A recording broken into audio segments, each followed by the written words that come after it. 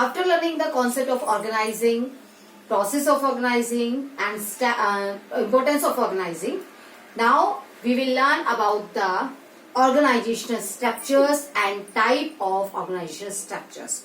Now what is organizational structure? Organizational structure, it is the outcome of organizing process. हमने जो organizing process complete किया उसका जो result निकल के आता है वो organizational structure है. ऑर्गेनाइजेशन स्ट्रक्चर जितना इफेक्टिव होगा हमारी प्रॉफिटेबिलिटी उतनी ही इंक्रीज होती जाएगी.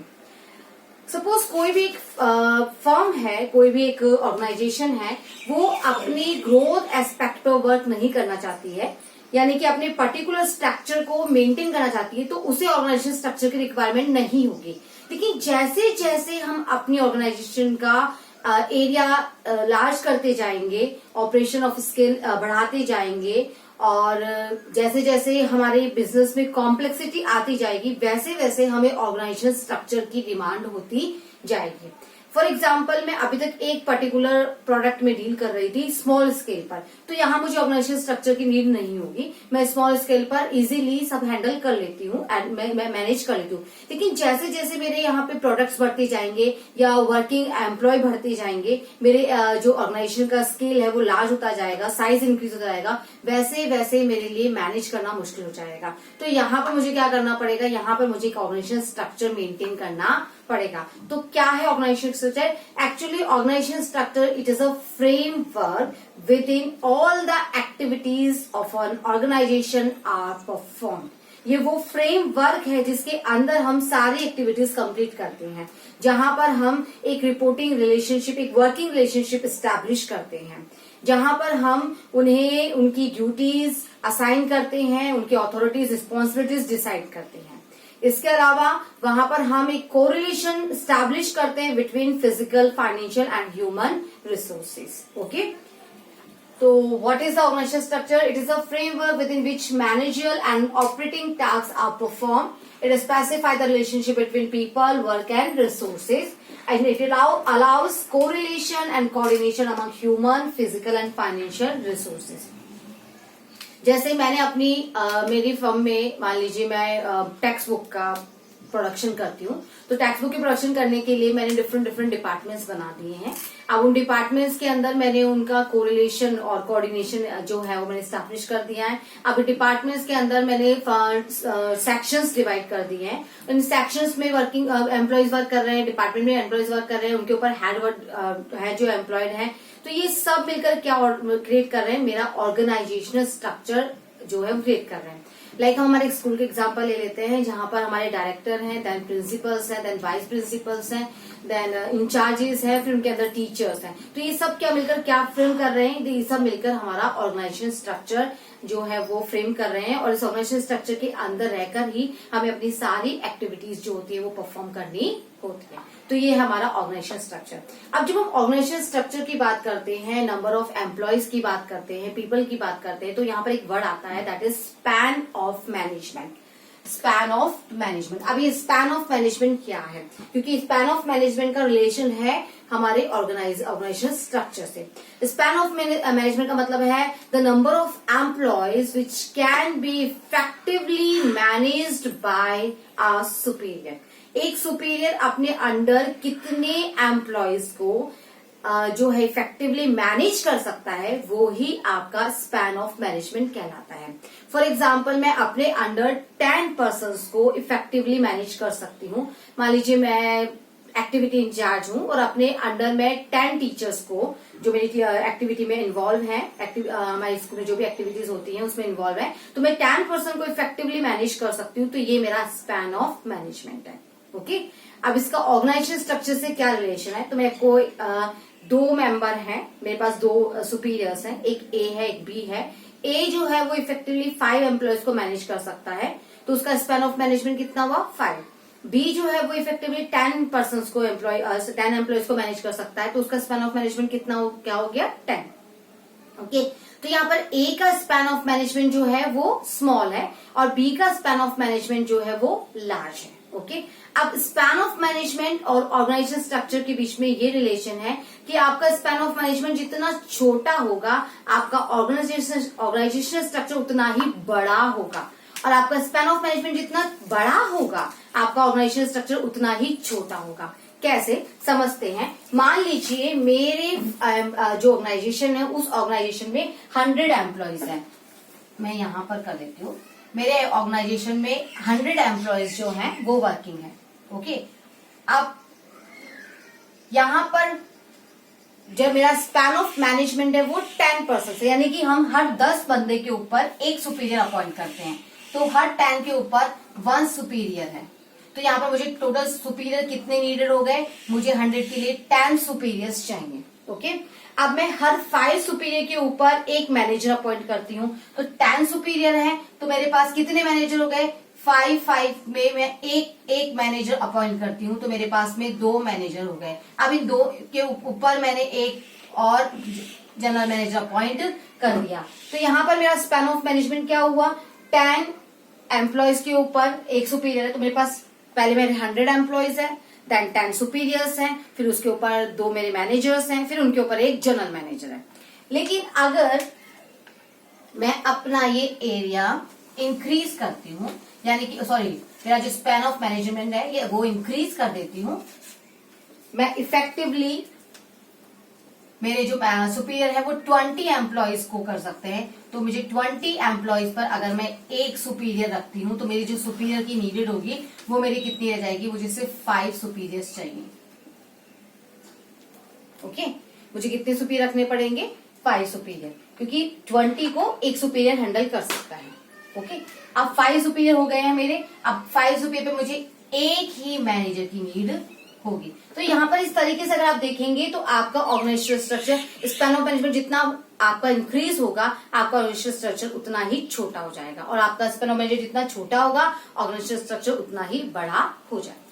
तो ये था आपका स्पैन ऑफ मैनेजमेंट। आपका केस क्वेश्चन बनता है, उसमें आपसे पूछा जाता है स्पैन ऑफ मैनेजमेंट और ऑर्गेनाइजेशन स्ट्रक्चर के बीच में रिलेशन क्या है, तो उस रिलेशन को मैंने एक्सप्लेन कर दिया है, और हमेशा ध्यान रखिए that is very important. Okay, now organisation structure समझने के बाद अब हम इसके टाइप्स समझेंगे। तो organisation structure can be classified into 2 main categories, that is first functional structure and second divisional structure.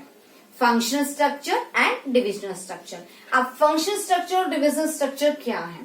Functional structure जैसे नाम से चल रहा है फंक्शंस, जब मैं अपने ऑर्गेनाइजेशन में परफॉर्म की जाने वाली एक्टिविटीज या जॉब को मायने में रखते हुए डिवीजन क्रिएट करती हूं तो इसे हम कहते हैं फंक्शनल स्ट्रक्चर।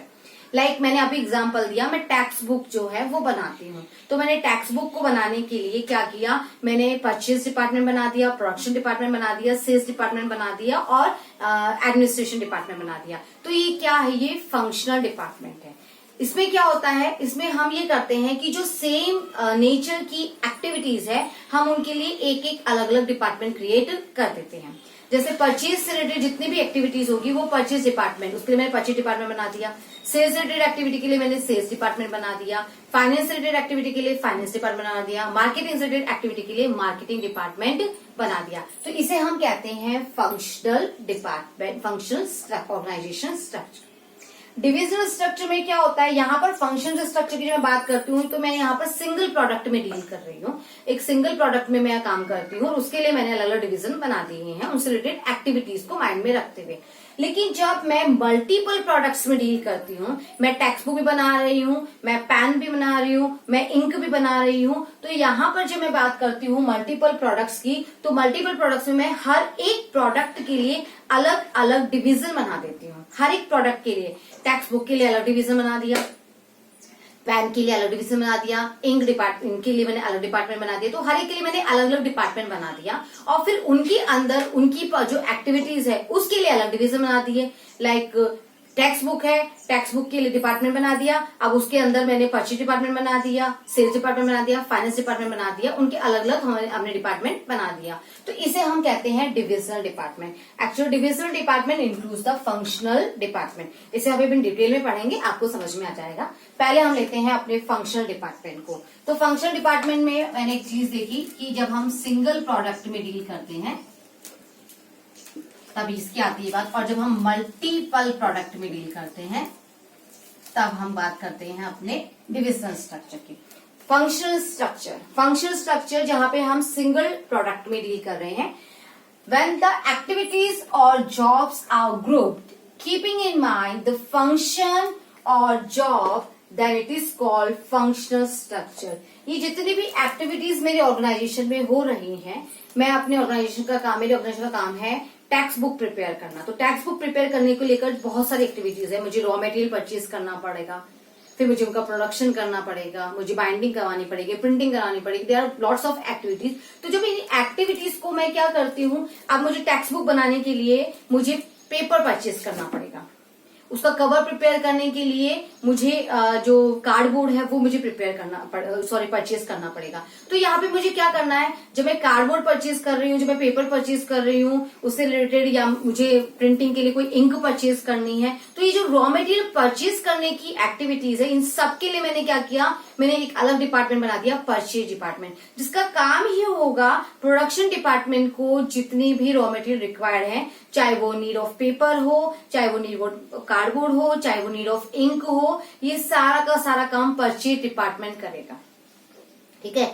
अब मैं टैक्स बुक जो है वो 3 तरह की प्रिपेयर कर रही हूँ, 3 साइजेस में प्रिपेयर कर रही हूँ. तो इन तीनों साइजेस को प्रिपेयर करने से रिलेटेड जो भी एक्टिविटीज होगी, इनको प्रोड्यूस करने से रिलेटेड वो प्रोडक्शन डिपार्टमेंट करेगा. ओके.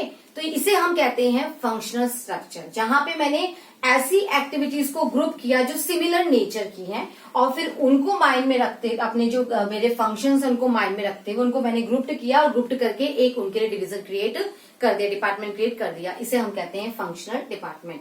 परचेज के लिए परचेज एक्टिविटीज के लिए परचेज डिपार्टमेंट, सेल्स एक्टिविटीज के लिए sales department. Okay.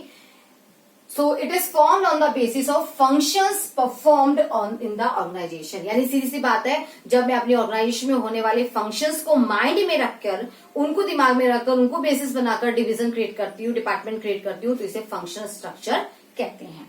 Okay. And it is more suitable when the size is large, organisation is large, when the organisation is large, has a diversified activities and operations required a high degree of specialization. ये main आपका दिमाग में रखना है, ये आपके लिए keyword है जो आपको हेल्प करेगा आप आइडेंटिफाई करने में कि हम किस स्ट्रक्चर की बात कर रहे हैं. तो जहां पे high degree of specialisation required होता है, वहां पे हम फंक्शनल स्ट्रक्चर को लेते हैं. High degree of specialisation, like जब आप परचेज डिपार्टमेंट के लिए किसी भी बंदे को हायर करोगे, तो आप ये देखोगे कि उसका नेगोशिएबल स्किल कैसा है, उसको रॉ मटेरियल का कितना नॉलेज है, वो क्वालिटी कंट्रोल में कैसा है. ये सब चीजें हम माइंड में रखकर ही एक ऐसे पर्सन को ही हम अपॉइंट करेंगे जो ये सारी क्वालिटीज रखता हो. यानी कि हम एक ऐसा पर्सन जो परचेज से रिलेटेड सारी क्वालिफिकेशन स्किल रखता हो, जब हम उसे लेकर आते हैं तो वो परचेज से रिलेटेड सारी एक्टिविटीज को एक बहुत अच्छे तरीके से कंप्लीट करता है. This is known as specialisation. तो ये था मेरा फंक्शनल स्ट्रक्चर, जहां पर मैं इसको एक डायग्राम से बना देती हूँ. लाइक मैंने एक जनरल मैनेजर, अब उसके अंडर मैंने बना दिया है purchase department, production department, marketing और एक ह्यूमन रिसोर्स का डिपार्टमेंट, एचआरएम का. ओके. तो इस तरीके से ये जो है ये मेरा फंक्शनल स्ट्रक्चर है, जहां पर मैंने अलग सिमिलर एक्टिविटीज है, परचेज को लेकर परचेज डिपार्टमेंट क्रिएट किया, प्रोडक्शन डिपार्टमेंट किया, मार्केट डिपार्टमेंट किया, एचआरएम डिपार्टमेंट किया. अब इन डिपार्टमेंट के ऊपर जो है मैंने हर डिपार्टमेंट का एक डिपार्टमेंट हेड होता है. इस डिपार्टमेंट का डिपार्टमेंट हेड होगा, इसका भी होगा. इन चारों डिपार्टमेंट के ऊपर मैंने जब अपॉइंट कर दिया किसको, जनरल मैनेजर को. तो ये है मेरा functional structure. Now we will take divisional structure.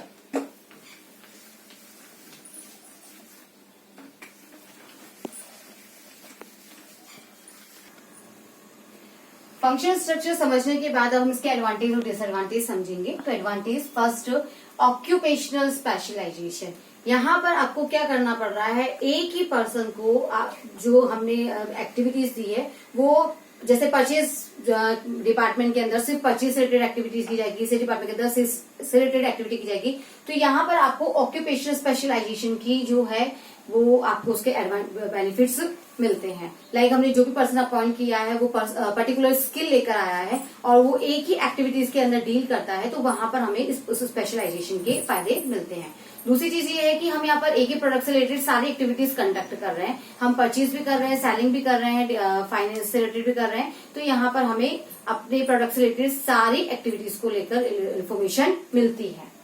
Next, promotes control and coordination.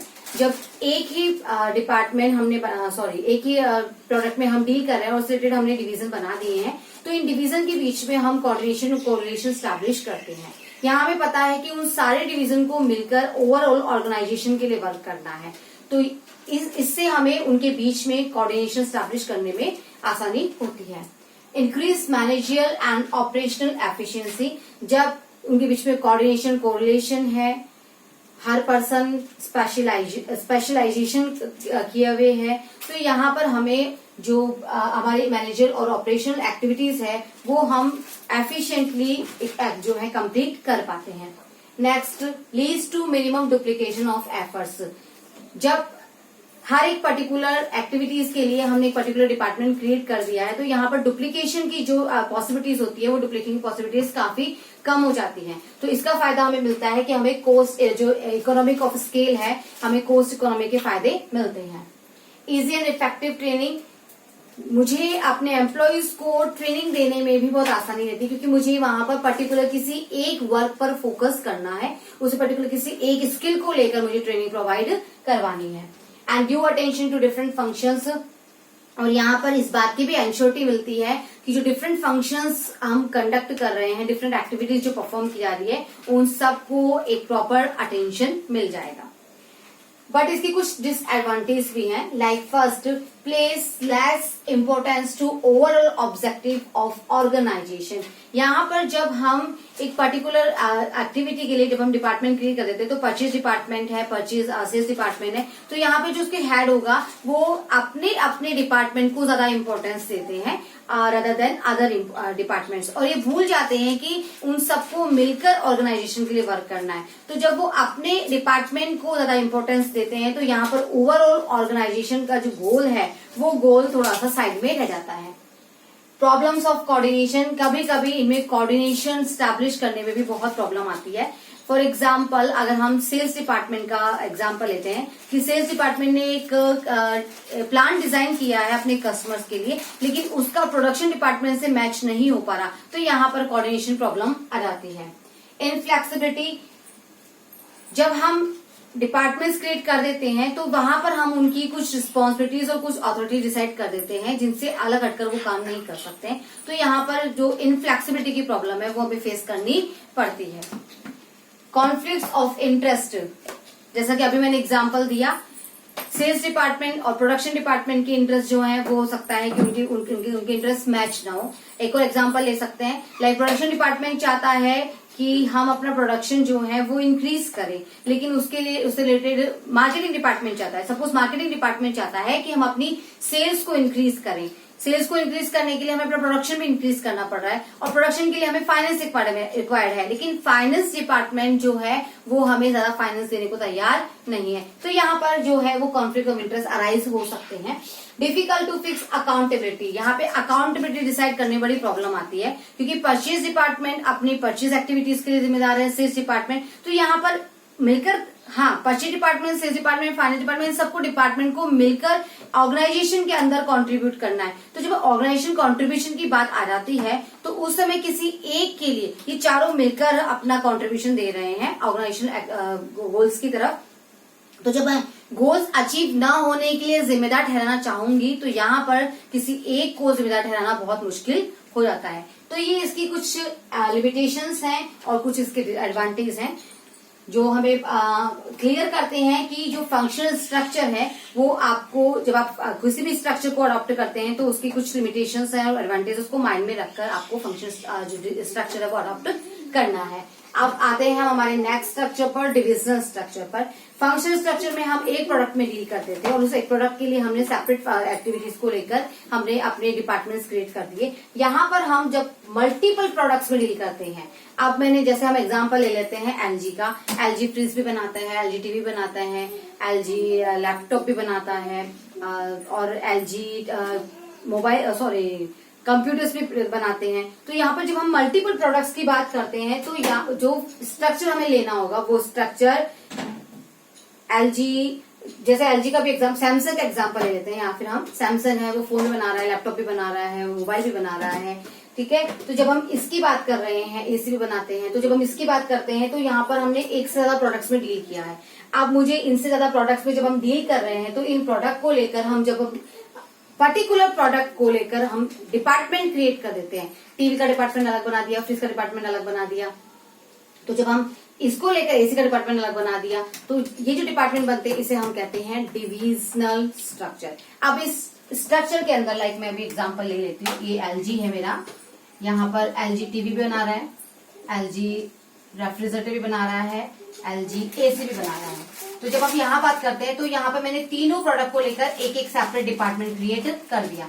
अब इसका डिपार्टमेंट बन गया, इसका डिपार्टमेंट बन गया, इसका। अब इस डिपार्टमेंट में मैंने इनकी जो एक्टिविटीज है परफॉर्म करने के लिए, परचेज के लिए मैंने परचेज डिपार्टमेंट बना दिया, सेल्स के लिए मैंने सेल्स डिपार्टमेंट बना दिया और फाइनेंस के लिए मैंने फाइनेंस डिपार्टमेंट बना दिया। इसी तरीके से मैंने इसकी भी 3 डिपार्टमेंट बना दिए, इसकी भी 3 डिपार्टमेंट बना दिए। तो इसे हम कहते हैं डिविजनल स्ट्रक्चर। यहाँ पर जब मैं इसकी बात करती हूँ कि जब मैं प्रोडक्ट वाइज डिपार्टमेंट क्रिएट करती हूँ तो ये डिविजनल स्ट्रक्चर है। लेकिन जब मैं इनके लिए पर्टिकुलर उनकी एक्टिविटीज को लेकर जब हम डिपार्टमेंट क्रिएट कर, डिवीजन क्रिएट करते हैं तो फिर ये फंक्शनल स्ट्रक्चर को दिखाता है। यानी डिविजन स्ट्रक्चर में फंक्शनल स्ट्रक्चर भी इंक्लूडेड है। अब डिविजन स्ट्रक्चर जो है ये कब सुटेबल होता है? जब आपकी ऑर्गेनाइजेशन का साइज इंक्रीज हो रहा है और आप मल्टीपल प्रोडक्ट्स में, वैरायटी ऑफ प्रोडक्ट्स में डील करने जा रहे हैं। When the organization is large in size and it is producing more than one type of product, then activities related to one product are grouped under one department. Her product से related activities को मैंने एक department में डाल दिया है, इसे ही हम कहते हैं divisional structure. And it is suitable only when organisation is producing multiple products. तो ये आपका डिविजनल स्ट्रक्चर है। इन दोनों को मैं एक बार एक डायग्राम से फिर से एक्सप्लेन करूंगी। पहले हम अपने इसके एडवांटेज और डिसएडवांटेज भी देख लेते हैं। तो पहला एडवांटेज जो है, अभी मैंने देखा कि यहाँ पर हम प्रोडक्ट वाइज जो है वो हम डिपार्टमेंट बना रहे हैं और हर प्रोडक्ट के अंदर जो है एक्टिविटीज कंडक्ट की जा रही है। तो यहाँ पर हमें प्रोडक्ट स्पेशलाइजेशन के फायदे मिलते हैं। सेकंड है, यहाँ पर आप फास्ट डिसीजन मेकिंग कर सकते हैं क्योंकि हर प्रोडक्ट वाइज जो डिपार्टमेंट है वो ऑटोनॉमस है, उसे अपना सेल्फ डिसीजन लेने का राइट होता है, तो क्विकली वो डिसीजन ले सकते हैं।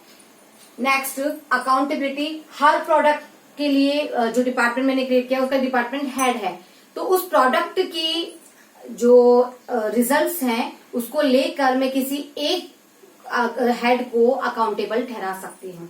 लाइक कोई भी एक पर्टिकुलर, जैसे ये टीवी का डिपार्टमेंट है, अगर इस टीवी डिपार्टमेंट के अंदर मुझे लॉस हो रहा है तो इस लॉस के लिए मैं इसके डिवीजन हेड से जो है मैं जवाब ले सकती हूँ। Next, flexibility. यहाँ पर फ्लेक्सिबिलिटी, क्योंकि हर एक प्रोडक्ट अपने अपने ऑटोनोमस एरिया में वर्क करता है तो इसमें फ्लेक्सिबिलिटी बनी रहती है। Next, expansion and growth. आप हर एक प्रोडक्ट के लिए अलग से डिपार्टमेंट क्रिएट करते हैं। मान लीजिए आप एक 4th प्रोडक्ट और स्टार्ट करना चाहते हैं तो यहाँ पर आपके तीनों प्रोडक्ट्स जो हैं डिस्टर्ब नहीं होंगे। आप इजीली 4th प्रोडक्ट के लिए एक नया डिपार्टमेंट क्रिएट करके आप उसको अपने आगे कंटिन्यू कर सकते हैं। तो आपको एक्सपेंशन और ग्रोथ के फायदे मिलते हैं। Now disadvantage, more resources required. Yes, जब आप हर एक प्रोडक्ट के लिए डिवीजन क्रिएट कर रहे हो, उसके मल्टी फंक्शनल एक्टिविटीज कंडक्ट कर रहे हो, तो आपको रिसोर्सेज भी ज्यादा ही एम्प्लॉयड करने पड़ेंगे। Product focus department. आपने जो प्रोडक्ट वाइज डिपार्टमेंट क्रिएट किए हैं वहां पर उनके हेड का जो मेन फोकस होता है, अटेंशन होता है, वो सिर्फ अपने प्रोडक्ट को लेकर होता है। अदर प्रोडक्ट से उनका इंटरलिंक्ड, ये है तो इंटरलिंक्ड, लेकिन वो एक दूसरे से अलग हटके अपने अपने ऑटोनोमस एरिया के अंदर वर्क करते हैं। तो यहाँ पर उनके बीच में ये हो जाता है कि वो अपने अपने प्रोडक्ट को इम्पोर्टेंस देते हैं, अदर प्रोडक्ट्स को इम्पोर्टेंस नहीं देते हैं, जिसका नुकसान ओवरऑल ऑर्गेनाइजेशन को उठाना पड़ता है। कॉन्फ्लिक्ट्स, कॉन्फ्लिक्ट्स कैसे अराइज होते हैं? जब यहाँ पर वो अपने अपने तरीके से अलग अलग अपने अपने एरिया में वर्क कर रहे हैं, तो फिर कॉन्फ्लिक्ट्स क्यों है? कॉन्फ्लिक्ट्स ऐसे हैं कि ये अलग अलग एरिया में वर्क जरूर कर रहे हैं, लेकिन दे आर इंटरलिंक्ड, वो एक ऑर्गेनाइजेशन के पार्ट्स हैं। मान लीजिए यहाँ पर मुझे फंड डिस्ट्रीब्यूट करना है अमंग दीज प्रोडक्ट्स, तो यहाँ पर फंड को लेकर कॉन्फ्लिक्ट्स अराइज हो सकता है, क्योंकि हर एक प्रोडक्ट चाहेगा कि उसे उसका जो फंड रिक्वायर्ड है वो पहले मिल जाए और जितना उसे चाहिए वो मिल जाए। मान लीजिए मेरे पास फंड थोड़ा कम है, तो यहाँ पर हर एक प्रोडक्ट जो है वो अपने आप को इम्पोर्टेंस देगा, तो ऐसे में कॉन्फ्लिक्ट्स अराइज हो जाएंगे। इंक्रीजिंग कॉस्ट, हर एक प्रोडक्ट के लिए मुझे मल्टी फंक्शनल एक्टिविटीज कंडक्ट करनी पड़ रही है, तो कई बार डुप्लीकेशन ऑफ वर्क हो जाता है, और डुप्लीकेशन ऑफ वर्क की वजह से और रिसोर्सेज भी बहुत ज्यादा लगाने पड़ते हैं, तो रिसोर्सेज भी कई बार वेस्ट हो जाते हैं, तो इस वजह से हमारी जो कॉस्ट है वो इंक्रीज हो जाती है। तो ये था मेरा डिविजन स्ट्रक्चर। अब मैं एक बार डिविजन स्ट्रक्चर और फंक्शन स्ट्रक्चर को एक एग्जाम्पल के थ्रू और समझाती हूँ।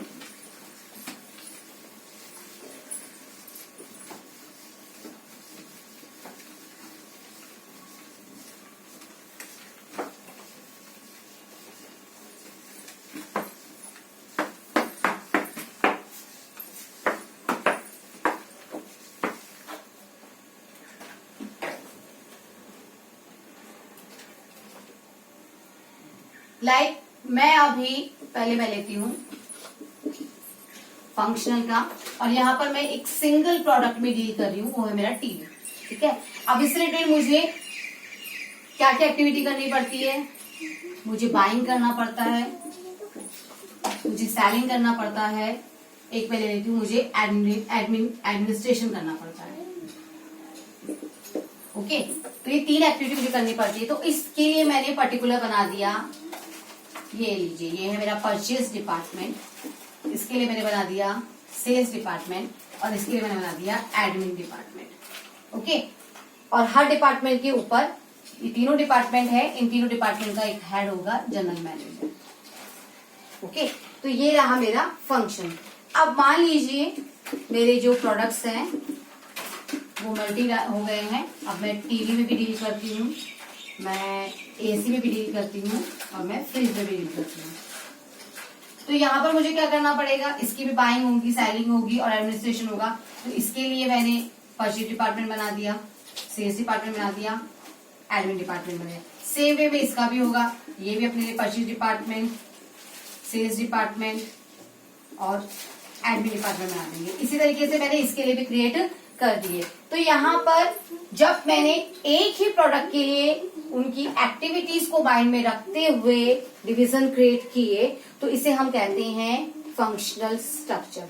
लेकिन जब मैं अपने प्रोडक्ट्स को माइंड में रखते हुए डिपार्टमेंट क्रिएट कर रही हूँ, यहाँ पर मैंने टीवी के लिए डिपार्टमेंट क्रिएट किया, एसी के लिए डिपार्टमेंट क्रिएट किया, फ्रिज के लिए डिपार्टमेंट क्रिएट किया, तो इसे हम कहते हैं डिविजनल स्ट्रक्चर।